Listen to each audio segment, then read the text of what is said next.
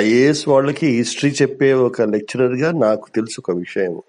మనం అంటున్నాం కదా పిచ్చి తుగ్లక్ అని చెప్పేసి. వాడు పిచ్చోడు కాదు. వాడు వాడు తీసుకున్న ప్రతి నిర్ణయం కూడా చాలా దూరదృష్టి తీసుకున్నాడు. వాడు ఉదాహరణకి ఢిల్లీ నుంచి దౌలతాబాద్ అంటే దేవగిరి కోట, దౌలతాబాద్కి వాడు రాజధాని మార్చడము, మళ్ళీ అక్కడికి తీసుకుపోవడం, ఇవన్నీ కూడా ఇవే వాడిని పిచ్చోడుగా చేసినాయి యాక్చువల్గా. కానీ హిస్టారియన్స్ ఏమంటారంటే, హిస్టారియన్ ఒకటే అండమైంది హిస్టారియన్స్. ఎవడు హిస్టారియన్? ఇండియన్ హిస్టరీ రాసింది ఇంగ్లీష్ వాడు. ఆ మాటకు వస్తే ఎవడు వాడు రాసింది? అవన్నీ కాదు, కానీ వాడు తీసుకున్నది కరెక్ట్ నిర్ణయాలు చాలా. అట్లే ట్రంప్ కూడా ఒక తుగ్లక్, పిచ్చి తుగ్లక్ అనుకోకండి. వల్ల తుగ్లక్ వేరు, పిచ్చి తుగ్లక్ వేరు.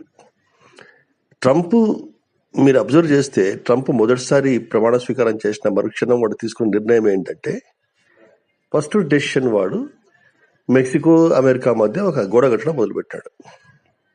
ఆ పని మన మోదీ గారు ఎందుకు చేయలేదు? అంతే, అయిపోయా. ఆడనే మొత్తం కథ అంతా మొత్తం అయిపోయింది. ఆడ